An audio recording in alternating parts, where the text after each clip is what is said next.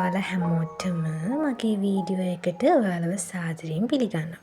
ඔයාලට දැන් හිතෙනවනේ මම මේ මොනවද කරන්න කියලා. මම කප් කෝස්ට් එකක් ගොතන ගමන් ඉන්නේ. හේතුව මම ටේබල් මේකෝවර් එකක් කරන්න හදනවනේ. එතකොට මගේ කප් එක තියාගන්න ලස්සන කප් කෝස්ට් එකක් තමයි මේ ගොතන ගමන් ඉන්නේ. ඒ වගේම ඉස්සරහට බලමු කොහොමද මම මගේ ටේබල් මේකෝවර් එක කරගත්තේ කියලා. ඉතින් මේ තියෙන්නේ හැඩි වෙලා තියෙන මගේ ටේබල් එකයි බෙඩ් එකයි. බලන්නකෝ ඉතින්. ඉතින් බලන්නකෝ ළමයි කිසිම පිළිවෙලක් නැතුව තමයි මගේ මේ ටේබල් එකයි ඇඳයි වෝල් එකයි තියෙන්නේ. හරිද? ඔන්න ඉතින් ළමයිව මුලින්ම කරන්නේ ක්ලීනින් වැඩේ. ඊළඟට ඉතින් කරන්නේ මගේ ෆොටෝ ෆ්‍රේම් එකක් තියෙනවා. ඉතින් ඒකේ ෆොටෝ එක නෑ මගේ. ඒ වුණාට ඉතින් ඒ ෆ්‍රේම් එක ලස්සනයිනේ. ඔන්න ඉතින් දැන් කරනවා ප්ලාන්ට් සෙටප් එක. බලන්නකෝ ඉතින් ඒක ලස්සනයිද කියලා. මම එයාලට ගොඩක් කැමතියි.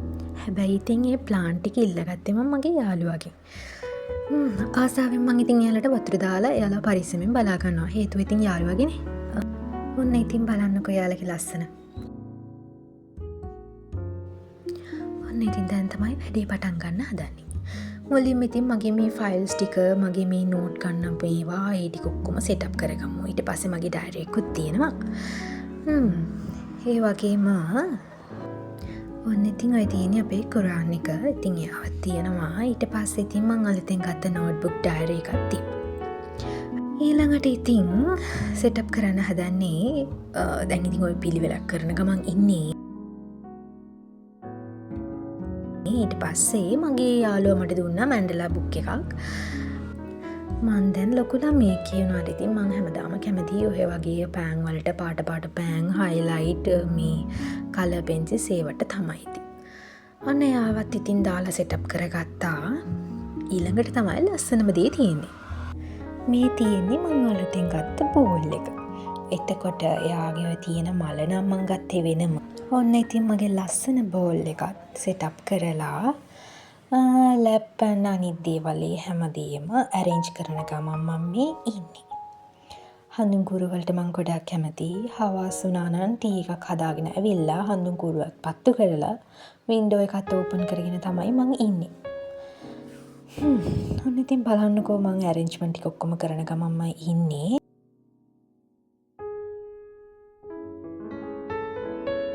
මේ වීඩියෝ එකේ මුල ඔයාලා දැක්කනේ මම කප් කෝස්ට් එකක් කරනවා. ඉතින් මා ලස්සනට නම් ඔය දේවල් කරන්න දන්නේ නෑ. YouTube එකේ වීඩියෝස් බලාගෙන තමයි ඉතින් මම ඔය වැඩේ නම් කරන්නේ. ඉතින් මග් එකත් ප්ලේස් කරලා ඒ වෝටර් බොටල් එකක් දැන් මම අලුතින් ගත්තේ. ඒකම සෙටප් කරලා ඉතින් එයාවත් තිබ්බා.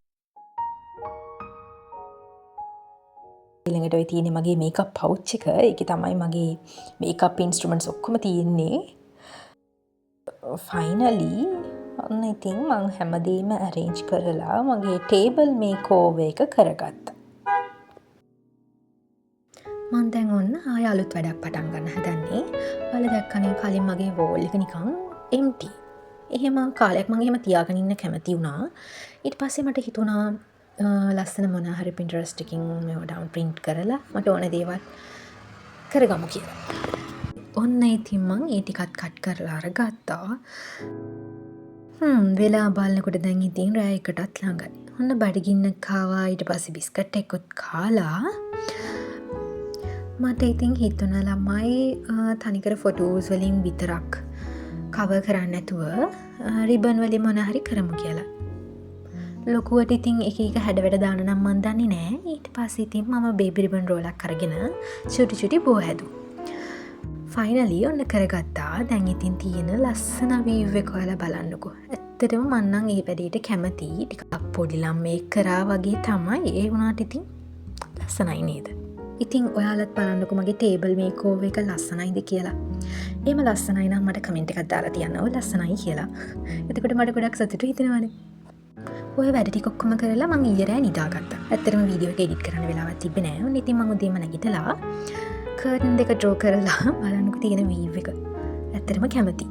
මම නම් ওই වීව් එකට මාර ආසයි. මාර කියන්නේ කියන්න තේරෙන්නේ නෑ. ඉතින් ළමයි මේකෝවර් එක කරලා ඉවරයි. ලස්සනයිද බලන්න. කමෙන්ට් එකක් දාලා තියන්න. ඉතින් මගේ වීඩියෝ එක බලපු ඔයාලට thank you. ඊළඟ වීඩියෝ එකින් හම්බවෙමු.